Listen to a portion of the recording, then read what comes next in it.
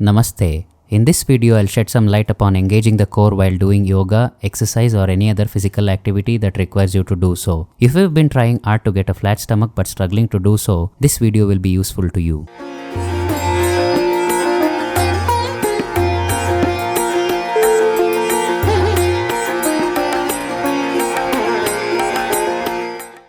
The most common exercise that any teacher would ask you to do is leg raises.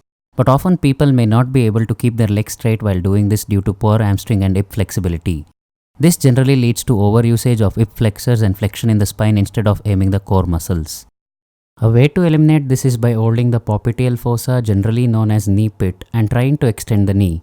This gives a good support and eliminates overusage of said muscles. But this is just a shortcut. I highly recommend working on your hips and hamstrings. I'll be linking a forward bend video which will help you in straight leg raises. Although one may naturally be able to do straight leg raises, they'll still be using their back muscles and not the abdominalis by doing these mistakes. One is going beyond the 90-degree angle, which will in turn lead to buttock coming off the floor, which instantly shifts the weight on your lower back. The second mistake is not keeping the lower back firmly fixed on the floor, which may happen when you raise the leg beyond what's necessary.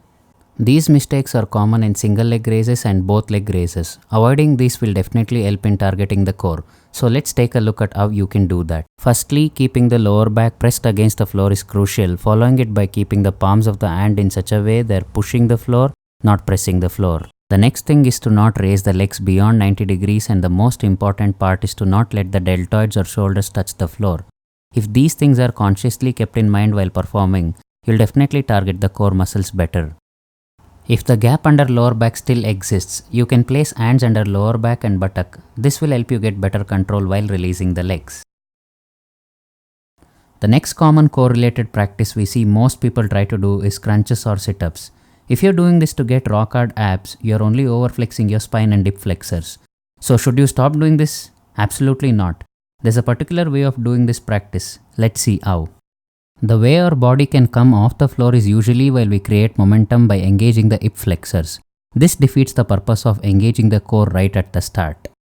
The first thing you have to do is use hip flexors as only a means of support and raise the upper body only till your mid-back or thoracic region and not beyond. Notice how she doesn't jerk her hips here to sit up and rather uses the strength from her stomach to come up. Before telling the other key points, I'll show another practice which is similar. As you can see, even here she relies on the strength of her hip flexors and momentum generated from the back to get up. One common correction to be done in both these practices is to come back very slow onto the floor, which engages the core even more. The slower you come down, better the results. The most important suggestion is to keep the shoulders as close as possible to the ears, and just like leg raises, keeping the lower back firm on the ground. If you are still a beginner, you can ask somebody to support your knees or feet. Next practice is known as Navasana or boat posture in yoga, but is also used in other exercise forms. Here many keep priority as getting their body as high as possible with momentum than focusing on engaging the core. Now I'll show the correct way of performing this posture. Primarily, try not to take your legs or upper body too high from the floor.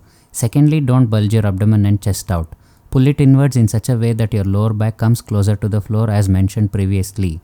Also keep your shoulders rounded inwards. Although this is complex to understand, it will help in making the posture better in many aspects.